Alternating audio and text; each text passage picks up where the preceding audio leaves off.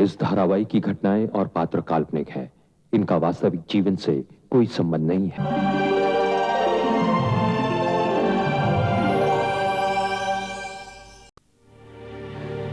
सब लोग यही समझते हैं जैसे कि कुंती के लिए मेरे दिल में कोई माया ममता नहीं है। स्वामी जी आप भी। मैं कुंती की दुश्मन नहीं हूं, लेकिन मैं कर्ण का पता किसी को नहीं बता सकती। ये मेरी मजबूरी है।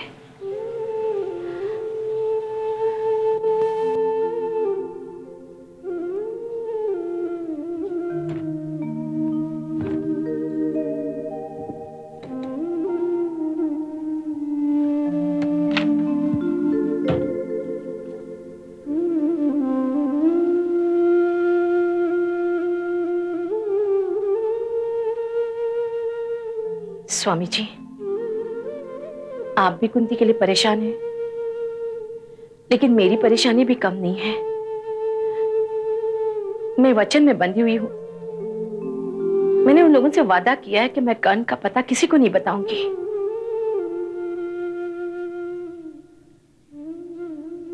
लेकिन आज मैं कुछ ऐसा करने जा रही हूं जिससे मेरा वचन भी रह जाएगा। और अगर कुंती की तकदीर में कर्ण का पता मिलना लिखा होगा तो वो भी उसे मिल जाएगा। स्वामी जी आपके लिए वहां का पता लिख रही हूं।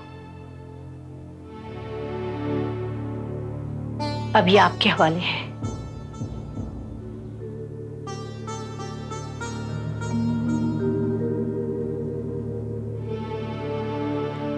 मिस्टर ओलिवर, एलन विला,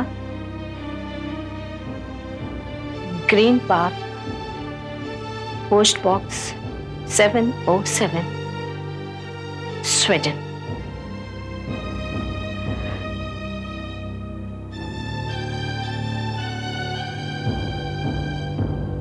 अभी आपके हवाले है।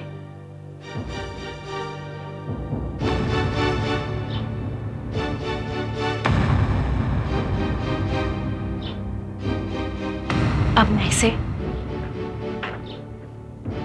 इस टेबल और कांच के बीच में रखती। अब कुंती और कांच के पते के बीच इस कमरे और टेबल का फासला है। अब मैं कुंती को पता बताने की जिम्मेदारी से मुक्त हो गई। अब उसकी तकदीर उसे इस पते तक पहुंचा सकती है।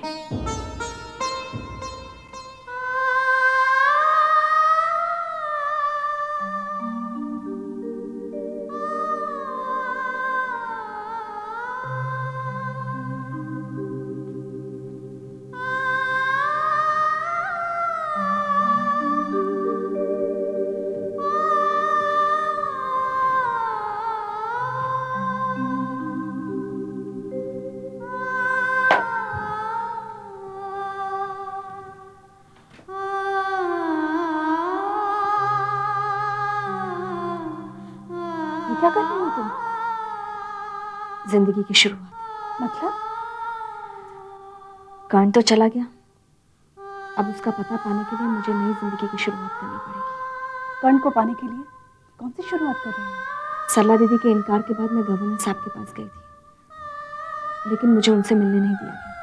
तो फिर? उनके सेक्रेटरी ने मुझे कहा कि मुझे जो कुछ भी कहना है वो मैं एक चिट्ठी में लिखकर गवर्नर साहब के नाम भेज दूं। अच्छा, तो गवर्नर साहब को चिट्ठी लिखी जा रही है। कर्ण का पता जानने के लिए मुझे ये कोशिश भी करनी पड़ेगी। शायद उन्हें एक मौका तरस आ जाए। गवर्नर साहब तुम्हारी चिट्ठी पढ़ेंगे? उनके इतने बड़े आदमी, उन्हें इतनी फुर्सत होगी? बड़े आदमी है तो क्या एक दुखियारी माँ की फरियाद नहीं सुनेंगे? इतने बड़े आदमी होकर कर्ण को गोद देते समय उन्होंने एक बार भी नहीं पूछा कि इस बच्चे की माँ कहाँ है? उन्हें सरला दीदी ने बता दिया होगा। सरला दीदी ने कहा और उन्होंने मान लिया। उन्हें खुद सोचना चाहिए। अब तो बस मुझे गवर्नर साहब से ही जवाब चाहिए। मुझे कितनी चिट्ठियां लिखनी पड़ती।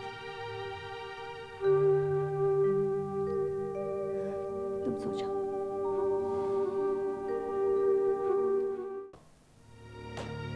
कुंती, कहाँ जा रही हो? कहाँ जाऊंगी? इस आश्रम के सिवाय और कहीं जाने का ठिकाना है क्या मेरे पास? ये तुम्हारे हाथ में क्या है? चिट्ठी है। चिट्ठी? हाँ, गवर्नर साहब के नाम। क्यों? गवर्नर साहब को चिट्ठी क्यों भेजना चाहती हो? सरला दीदी, आप अच्छी तरह से जानती हैं कि मैं क्यों और किस लिए गवर्नर साहब को चिट्ठी भेज रही हूँ। फिर ये बेमतलब के सवाल क्यों? आपको किसी बात का डर है क्या? नहीं, मुझे किस बात का डर? नहीं, आप पूछताछ तो ऐसे ही कर रही हैं। लीजिए, आप इस चिट्ठी को खुद ब खुद पढ़ लीजिए। मैंने इसमें लिखा है कि मुझे मेरे बेटे कर्ण का पता चाहिए।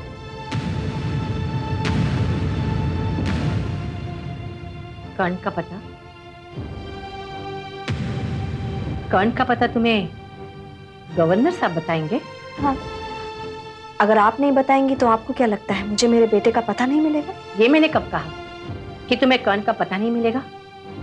लेकिन मैं तुम्हें नहीं बता सकती। ये मैं अच्छी तरह से जान चुकी हूँ सरला दीदी, इसलिए मुझे आपसे उम्मीद भी नहीं है।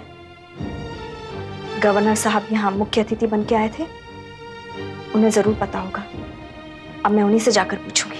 कुंती, इस तरह गवर्नर साहब से मिलने जाना, उन्हें चिट्ठी लिखना, ये ठीक नहीं है। अगर आप मुझे जवाब दे तो मैं गवर्नर साहब से सवाल नहीं पूछूंगी। मैं तुम्हें अपना जवाब दे चुकी हूँ। फिर ये चिट्ठी मुझे गवर्नर साहब को भेजनी होगी।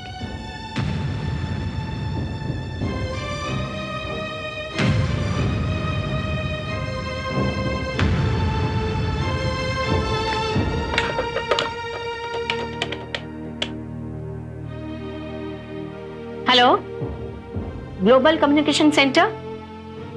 मैं महिला नवजीवन आश्रम से सरला बोल रही हूँ। मुझे स्वीडन के लिए ISD कॉल बुक करवानी है। जी हाँ, नंबर है 403-255-0141।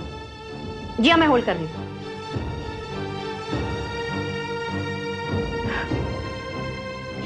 Hello, I am calling from India.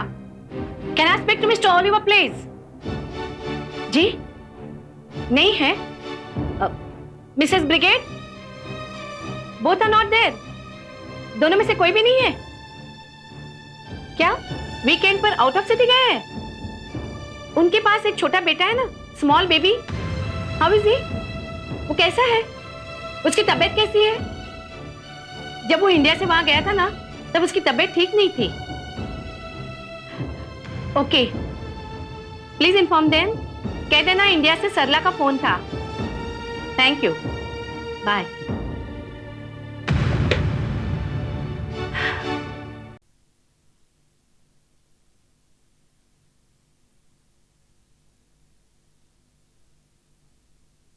Jodha Singh, जी सर।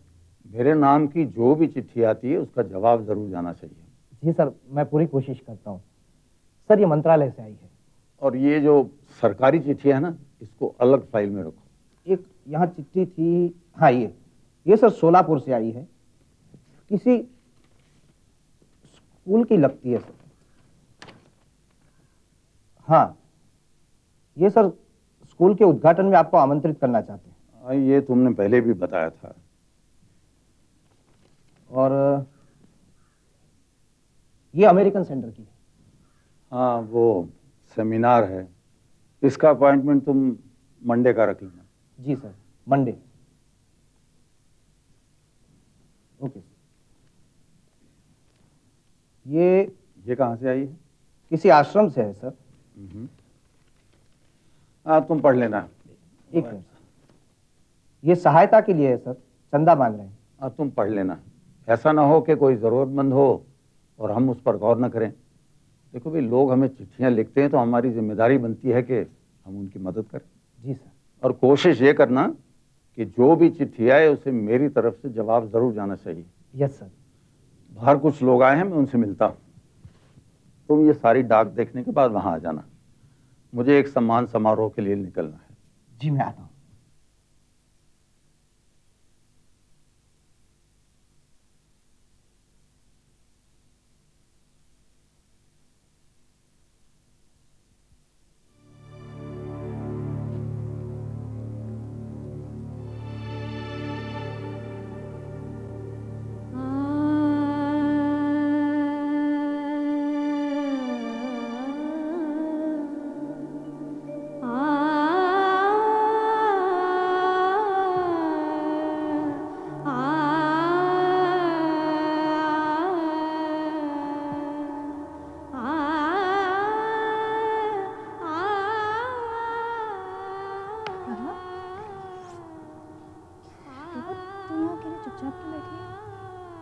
बस यूं ही।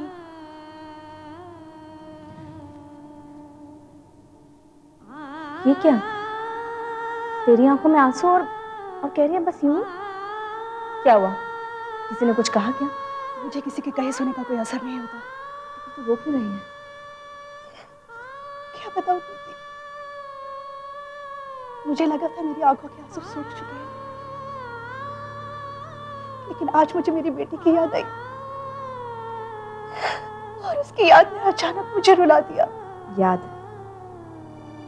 आज इतने दिनों बाद तुझे अपनी बेटी की याद आ रही है? हैरानी हो रही है ना, लेकिन मैं भी एक माँ हूँ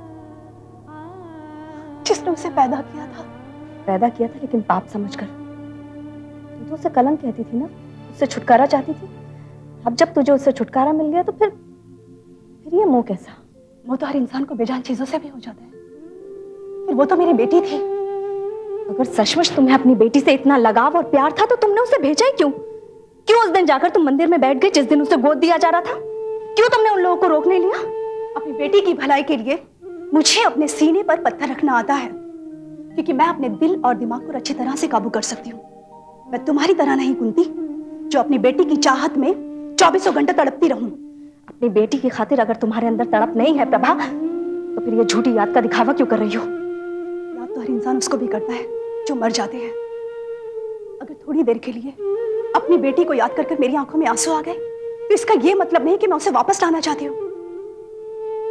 आज वो जहां भी है, जो जिंदगी उसे मिली है, वो जिंदगी उसे मैं कभी नहीं दे सकती थी। भविष्य के नाम पर इस तरह से कोई अपने बच्चे को गोद नहीं दे दिया करता। वो मेरी मजबूरी थी। मुझे जिंदगी की सच्चाई का सामना करना आता है, लेकिन मैं माँ की ममता दिखाती, उसे अपनी गोदी में लटकाए, कहाँ मारी मारी पड़ती। अपने पैदा किए रिश्ते से इस तरह से खुद को आजाद कर लेना, इतना पत्थर दिल बन जाना, ये मुझसे नहीं होगा प्रभा। मेरी जिंदगी में कर्ण के सिवाय और कुछ नहीं है। कर्ण पास में नहीं है तो अपने लिए जियो, जैसे हम सब जी रहे हैं। सिर्फ अपने लिए जियो? अपने लिए जीना भी कोई जीना है प्रभा? क्या कर्ण की खातिर तुम अपनी जिंदगी खत्म कर दोगे? मैं उसे वापस लाने की पूरी कोशिश करूंगी। बस एक बार मुझे मेरे बच्चे का पता मिल जाए। अगर तुम्हें कर्ण का पता मिल जाए तो मुझे मत बताना। क्यों? तुम्हारी बेटी भी तो उन्हीं के संग गई है ना? लेकिन उसका पता जानकर मैं अपनी बेटी का भविष्य नहीं बिगाड़ना चाहती। जब तक वो मेरे पास थी, मेरी तकदीर से जुड़ी आभागन थी, लेकिन आज उसकी तकदीर बदल गई है और मैं अपनी बेटी पर अपनी काली परछाई भी नहीं पड़ने दूंगी। तुम्हें और मुझ में बहुत फर्क है प्रभा। तुम अपनी बेटी के बिना जी सकती हो, लेकिन मैं अपने बेटे के बिना नहीं जी सकती।